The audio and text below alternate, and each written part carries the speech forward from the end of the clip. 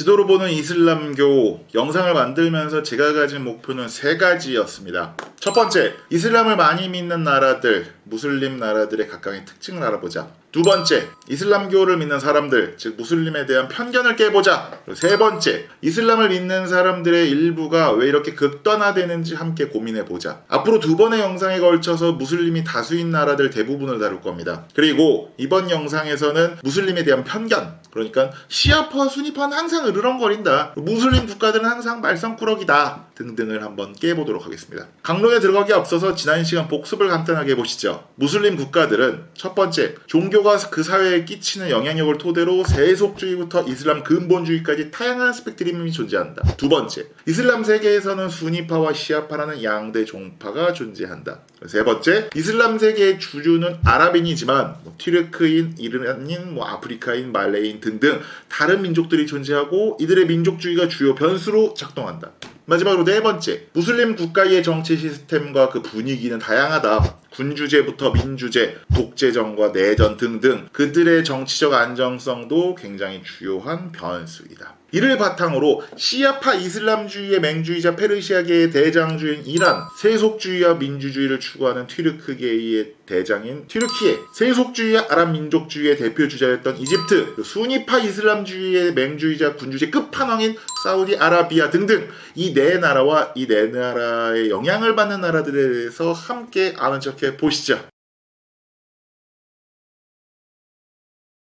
전 세계 약 19억 명의 무슬림 인구 중에 85%에서 90%가 수니파입니다. 시아파는 소수예요. 시아파 주민이 다수인 나라는 이란, 이라크, 바레인, 아제르바이잔 정도죠. 연습 문제 풀듯이 시아파 국가들이 얼마나 분위기가 다른지 한번 살펴볼게요. 우리가 카프카스 3국, 캅카스 3국이라고 불리는 그 세 나라 중에 남동쪽에 위치한 아제르바이잔 인구는 93%가 무슬림이에요. 그 중에 83%, 85% 가까이가 시아파죠. 이란을 골수 시아파로 만든 사파비 왕조가 지금의 아제르바이잔 지역에서 일어났기 때문이에요. 하지만 막상 이란과는 굉장히 다르게 아제르바이잔의 종교적인 분위기는 굉장히 세속적입니다. 다른 튀르크계 국가인 튀르키예나 중앙아시아 국가처럼요. 이런 분위기는 예전에 정교회 국가였던 러시아 제국과 종교를 오히려 인정하지 않았던 소련의 지배를 받았던 역사 때문이기도 한다고 합니다.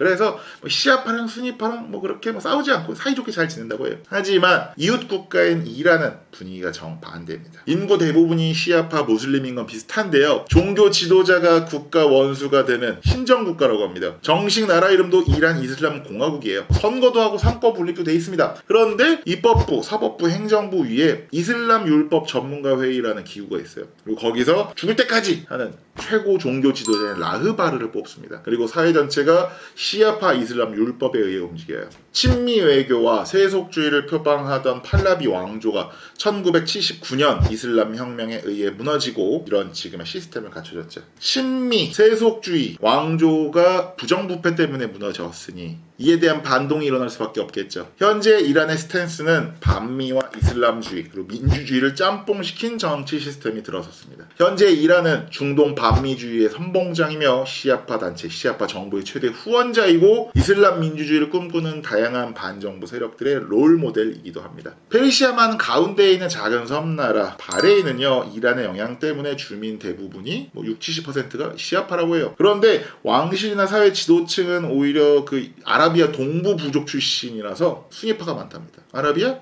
사우디아라비아. 네, 왕실과 사회 지도층은 수니파예요. 하지만 사회적으로는 세속적이고 굉장히 개방적입니다. 주변 국가에서 돼지고기나 술 먹으러 이 바레인 섬에 놀러 올 정도라고 해요. 그런데 종교적인 변수와 외적인 변수가 만나서 정치적 불안정을 낳았습니다. 헌법상으로 입헌 군주제인데 군주의 힘이 막강해서 전제 군주제에 가깝습니다. 그런데 하필 왕실이 소수파인 수니파예요. 그러니까 의회의 야당 세력이나 민주화를 요구하는 반정부 세력은 더 많은 인구를 등에 업은 시아파가 많겠죠.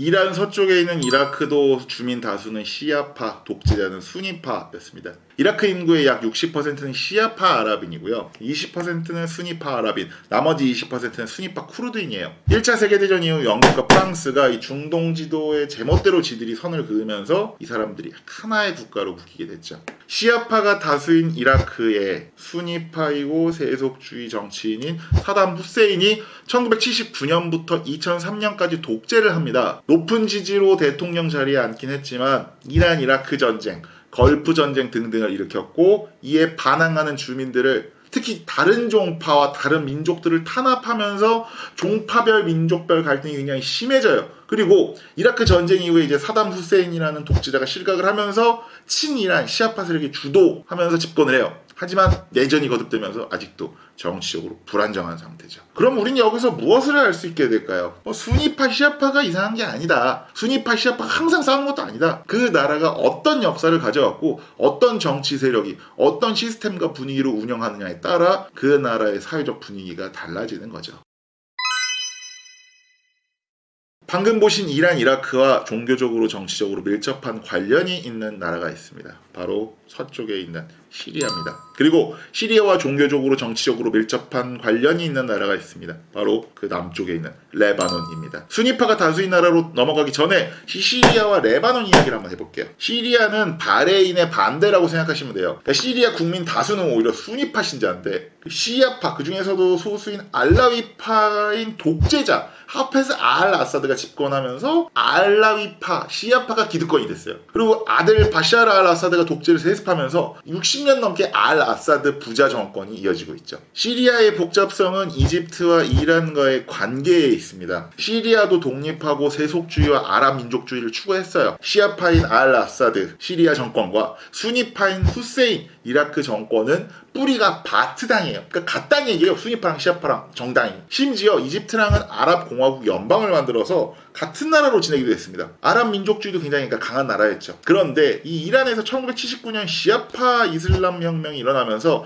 이란 정부가 시아파 정부인 알 아사드 정권을 구원하면서 이란과 시리아 정권의 관계가 굉장히 돈독해집니다. 알 아사드 정권도 이 종교적으로 인구적으로 이 지지 기반이 좀 약하다 보니까 한 10% 20% 정도 되는 기독교 세력과도 손을 잡고 오히려 수니파 이슬람주의 세력을 억압하기도 했죠. 이런 종교적이고 정치적인 복잡성 때문에 시리아 내전이 2011년부터 지금까지 이어지는 겁니다. 정부군이랑 그러니까 알 아사드 정부군이랑 한참 싸우고 있는 반군도 그렇다고 뭐 단일한 대우를 갖고 있지 않아요. 세속주의를 추구하면서 민주주의를 주장하는 세력도 있고요. 이슬람 근본주의를 주장하는 반군도 있습니다. 여기에 시리아 북쪽의 쿠르드족이 신경 쓰이는 이웃 튀르키예, 시아파 정권을 유지시키고 싶은 이란, 수니파 이슬람주의 정권을 만들고 싶은 사우디, 중동의 영향력을 계속 행사하고 싶어하는 러시아, 시리아를 식민 지배했던 프랑스 등등이 이 시리아 내전에 직간접적으로 개입하면서 이들의 내전은 고차 방정식으로 흐르고 있습니다. 시리아 남서쪽에 있는 레바논은 좀 더 정치적으로 종교적으로 복잡합니다. 레바논은 종교적으로 무슬림이 다수인 나라입니다. 그런데 주민 비율로 보면 중동 제1의 기독교 국가이기도 해요. 기독교인 비율이 절반 가까이 됩니다. 우리는 잘 모르는 고대 종파인 마론파가 레바논 주민의 4분의 1 정도 돼요. 심지어 무슬림 종파도 수니파, 시아파가 거의 비슷한 인구를 갖고 있어요. 이런 복잡스러운 주민 구성 때문에 레바논이 독립을 할 때 종파주의 정치 시스템을 선택합니다. 종파별로 권력을 배분하는 거죠. 이걸 이제 국민협정이라고 한대요. 그러니까 대통령이랑 부참모총장은 마론파가, 총리는 수니파가, 국회의장은 시아파가, 국회의장과 부총리는 정교회가, 군사령관은 드루즈파가, 그리고 국회의원의 수도 기독교인 54명, 무슬림은 45명, 종파별로 의석도 다 안배해서 그렇게 짜는 거죠. 그런데 이 레바논의 지정학적인 위치가 레바논을 조금 더 혼란스럽게 합니다. 레바논은 이스라엘, 팔레스타인 바로 북쪽에 있어요. 그러니까 유대교를 믿는 이스라엘 정부가 들어서면서 팔레스타인 무슬림 난민들이 레바논으로 가겠죠. 그렇게 레바논의 무슬림 인구가 늘어나겠죠. 그러면서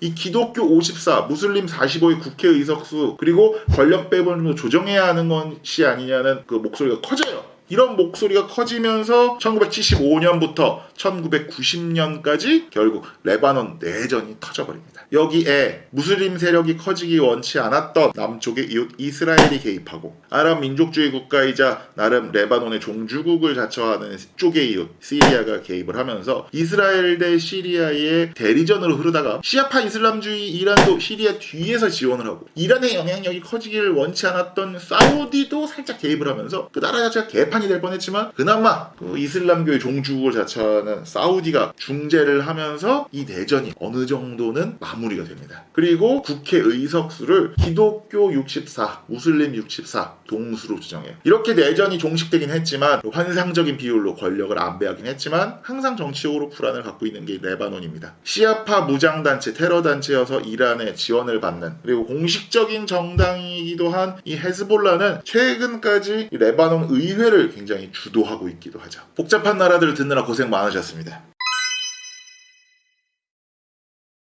지금부터는 순위파 신자가 다수인 나라로 넘어갑니다. 이후에 나오는 나라들은 전체적으로 무난하거든요. 그러니까 들으시면서 주무셔도 됩니다. 먼저 할 나라들은 튀르크계 국가들이에요. 튀르크계 국가들? 중앙아시아의 스탄 국가들과 튀르키예 그리고 아까 말씀드렸던 아제르바이잔이 있죠. 튀르크계 국가들은 이상하게 전반적으로 좀 세속적인 편입니다. 물론 그 이유가 조금씩 다르긴 하죠. 중앙아시아 국가들 같은 경우는 이제 종교를 인정하지 않았던 소련의 지배를 받았던 역사들 때문에 뭐 세속적인 편이기도 하고요. 저도 우즈베키스탄을 다녀오긴 했는데 무슬림 국가라는 인상을 전혀 받지 못했습니다. 술이랑 돼지고기 많이 먹고 왔습니다. 그리고 튀르키예는 국부인 아타튀르크가 터키 공화국을 세울 때부터 세속주의를 굉장히 강력하게 밀어붙였어요. 하지만 마지막 이슬람 제국인 오스만 제국의 본산이었던 만큼 여전히 세속주의와 이슬람주의의 대립이 존재하고요. 심지어 그 이슬람 민주주의, 이슬람주의를 추구하는 레세프 에르도안이 집권한 2003년 21세기 들어서 세속주의가 조금씩 완화되고 있는 분위기라고 합니다. 물론 그의 임기는 2013년까지고요. 재선이 쉽지 않을 것이라는 전망도 있습니다. 유럽에도 이슬람 국가가 있습니다. 보스니아, 헤르체고비나, 그리고 코소보, 알바니아 등등 발칸반도의 나라들이죠. 발칸반도에 대한 자세한 이야기는 해당 영상을 참고하시면 됩니다. 이 영상에서는 이 세 나라의 종교적이고 사회적인 분위기만 살펴보려고 해요. 보스니아, 헤르체고비나 지역도 오스만 제국의 영토였기 때문에 무슬림 비중이 높아요. 그런데 이 나라가 이중연방 국가예요. 이게 무슨 소리냐? 그러니까 보스니아 헤르체고비라는 나라 안에 세르비아인들이 많이 사는 스릅스크 공화국, 그리고 보스니아와 크로아티아인들이 많이 사는 보스니아 헤르체고비나 연방이 따로 있어요. 뭐 복잡하죠? 이거 지금 아실 필요는 없는데 아무튼 종교적으로, 민족적으로 굉장히 복잡하다는 얘기를 지금 드리고 싶은 겁니다. 이슬람교를 믿는 보스니아인들이 50% 정도가 되고요. 주로 보스니아 헤르체고비나에 있겠죠? 그리고 세르비아 정교회를 믿는 세르비아인들이 한 30% 정도. 요건 이제 스릅스크 공화국 쪽에 있겠죠. 그리고 또 로마 가톨릭을 믿는 크로아티아인들도 한 15% 정도 있습니다. 그건 이제 크로아티아 근처에 있겠죠. 물론 이것도 전체적으로 세속적인 편이에요. 물론 사우디나 카타르 같은 나라들이 돈을 써가지고 이 지역 유럽에 있는 이슬람 근본주의자들을 키우려고 했는데 보스니아 정부에서 공공기관에서 히잡 착용을 금지시키는 등등 세속주의를 유지하려는 노력이 강합니다. 이 발칸반도의 이슬람 분위기가 대체로 다 이렇습니다. 그리스 북쪽에 있는 알바니아 사람들도요, 뭐 절반 이상이 이슬람교를 믿어요. 하지만 이곳에서는 기독교도 믿고 이슬람도 믿는 이중 종교를 믿는 사람들도 굉장히 많다고 해요. 그리고 세르비아에서 독립을 했지만 아직 승인을 받지 못한 코소보 사람들도 대부분은 무슬림입니다. 세르비아로부터 독립 과정에서 미국이 큰 도움이 되다 보니 무슬림 국가 중에 미국을 가장 좋아하는 나라가 아마 코소보일 겁니다. 코소보 독립을 주도한 아들 부시, 조지 부시 대통령을 기념하기 위해서 코소보의 수도에는 조지 W 부시 거리까지 있다고 하네요. 동남아시아, 남아시아에도 무슬림이 다수인 나라가 있습니다. 말레이시아와 인도네시아, 방글라데시 등등이죠. 방글라데시의 국교는 이슬람교예요. 10명 중에 9명이 무슬림이죠. 인도 대륙이 영국에서 독립을 하면서 힌두교 중심의 인도와 이슬람교 중심의 파키스탄이 분리되고 이 동서 파키스탄의 차별 문제와 갈등이 커지면서 동파키스탄이 분리된 게 지금 이 방글라데시죠. 이 방글라데시는 나름 세속주의를 중시하려고 하기는 합니다. 하지만 나라 자체가 워낙 저개발 국가인데다가 최악의 노동 환경 등등 나라 자체가 아직 많이 힘든 분위기다 보니까는 이슬람 극단주의 단체가 소수민족을 탄압하는 분위기를 보인다든지 이런 종교적인 문제가 자주 터지기도 합니다. 행복지수와 삶의 만족도가 가장 높은 나라? 오래전에 잘못된 통계 해석으로 생겨난 방글라데시에 대한 오해라고 하네요. 동남아시아의 대표적인 섬나라 말레이시아와 인도네시아는 모두 무슬림이 다수인 나라입니다. 원래는 인도 영향으로 뭐 불교나 힌두교가 대세였는데요. 중세시대에 들어서 이슬람 상인들이 진출하면서 지금까지 무슬림이 다수인 나라가 됐죠. 두 나라 이름도 비슷하고 이웃 나라인데 묘하게 종교 분위기는 다릅니다. 말레이시아에서는 화교, 중국 화교 인구가 많고 그래서 영향력도 강합니다. 그리고 인도네시아 같은 경우는 워낙 섬이 많아서 그 각 섬별로 분위기가 굉장히 다릅니다. 이 다름이 이슬람 종교적인 분위기에도 영향을 미치죠. 우선 남쪽에 있는 인도네시아 얘기를 해볼게요. 이 인도네시아 전체 인구의 87%가 무슬림입니다. 전체 인구가 약 한 3억 명 정도 돼서 세계에서 무슬림이 가장 많은 나라가 이 동남아시아 인도네시아입니다. 근데 여기가 좀 독특해요. 헌법상 종교 선택의 자유를 주거든요. 그런데 그러니까 종교 선택의 자유는 주는데 종교를 선택하지 않을 자유는 없습니다. 에? 그러니까 무조건 종교는 믿어야 되고요. 그 안에서 이제 뭘 믿거는 네 자유다라는 얘기죠. 심지어 건국 이념에 유일신에 대한 믿음이 들어가 있을 정도로 종교적으로 굉장히 신실한 나라입니다. 다만 워낙 많은 섬으로 이루어져 있다 보니 섬마다 종교적인 분위기는 다양한 편이에요. 대표적으로 가장 서쪽에 수마트라 섬의 아체주에 같은 경우는요, 뭐 카타르, 사우디만큼 굉장히 종교적으로 보수적이고 극단적인 동네. 인도네시아 북쪽에 있는 말레이시아는 이슬람교가 국교긴 해요. 하지만 다민족, 다종교 국가라서 종교적인 분위기도 온건하고 다른 종교와 민족도 충분히 개방적으로 인정을 해요. 말레이시아 인구의 약 60%가 무슬림이에요. 20%는 뭐 불교, 10%는 기독교, 6%는 힌두교인도 있습니다. 그만큼 말레이계, 뭐 중국계, 힌두계, 인도계가 섞여 있는 거죠. 다만 이 말레이인들은요, 태어나자마자 모태신앙으로 무조건 이슬람교를 또 믿어야 한다고 합니다. 희한하죠? 지금 보시고 있는 지도는 첫 번째 이슬람 왕조인 우마이야 왕조의 최대 판도를 나타냈습니다. 스페인 정도를 제외하면 1000년 넘게 이슬람을 믿어온 지역이라는 의미입니다. 그렇기 때문에 이 지도에 표시된 현재까지 있는 이 나라들은요, 대부분 이슬람을 국교로 지정했습니다. 그만큼 종교적으로 신실한 나라라는 거죠. 하지만 이 나라들이 전부 다 보수적이거나 전부 다 극단적이지 않습니다. 이번 단원에서는요, 1000년 넘게 이슬람을 믿어왔고 이슬람을 국교로 지정까지 했지만 굉장히 사회적으로는 온건한 나라들에 대해서 이야기를 할 겁니다. 그래서 그래 뭐 여기도 이슬람이 다수고 뭐 많이 믿는 뭐 신실한 나라구나 정도로 이해하시고 넘어가시면 됩니다. 북아프리카의 서사하라, 모로코, 알제리, 튀니지, 리비아, 이집트, 레반트 지역의 요르단과 이집트, 남쪽의 쿠웨이트, 그리고 아라비아 반도의 아랍에미리트 연합과 오만 왕국. 왜 사우디, 카타르, 뭐 예멘은 없냐고요? 티기 케이스 나라들이잖아요. 그 나라들은 다음 시간으로 넘기고 이번 시간에는 온건한 나라들에 대해서 먼저 한번 다뤄보도록 할게요. 서사하라, 모로코, 알제리, 튀니지, 리비아, 이집트, 요르단, 아랍에미리트, 오만 등등 선거로 대표를 뽑는 민주주의 국가도 있고요. 군주가 나라를 다스리는 군주정을 하는 곳도 있습니다. 하지만 모두 다 이슬람이 국교입니다. 하지만 전반적으로 분위기는 온건합니다. 그럼 여기서 온건한 분위기란 뭐냐? 그러니까 술이랑 돼지고기를 먹기는 어렵습니다. 세속주의를 추구하는 건 아니죠. 하지만 여성들이 히잡이나 뭐 차도르를 반드시 써야 하는 건 아니고요. 그리고 성폭행을 당한 여성이 간통죄로 처벌을 받는 그런 일이 존재하지는 않습니다. 그리고 손을 자르는 등의 신체 절단형도 법에 존재하지 않습니다. 이게 말이 되냐고요? 네, 사우디, 이란, 아프가니스탄, 파키스탄 등등에서 가능합니다. 물론 이 온건한 분위기라는 게 국가마다 이슬람 율법을 어느 정도 인정하냐, 그리고 지역별로 이슬람 율법을 어느 정도로 철저하게 따르냐 등등에 따라서 조금씩 달라지겠죠. 뭐 우리나라도 그렇지만 뭐 도시에 있을수록 조금 더 세속화되고 개방적이고 시골일수록 조금 더 뭐 보수적이고 그렇잖아요. 여기도 마찬가지입니다. 물론 이제 그 와중에 살짝 독특한 몇몇 나라들만 이야기를 살짝 드릴게요. 이라크 남동쪽에 있는 쿠웨이트 같은 경우는요, 수니파가 60% 정도 된다고 합니다. 이라크에 인접해 있어서 그런지 적게는 25%, 많게는 40% 정도 인구는 또 시아파래요. 그리고 인도양을 바라보고 있는 왕국 오만 왕국은요, 수니파와 시아파 양대 종파에 속하지 않는 이바디파의 나라라고 합니다. 그리고 북아프리카의 알제리는요, 프랑스 식민기에 대한 반발심 때문에 굉장히 그 반기독교 정서가 심하다고 해요. 뭐 전체적으로 북아프리카의 프랑스 식민지를 받은 나라들이 그렇긴 하죠.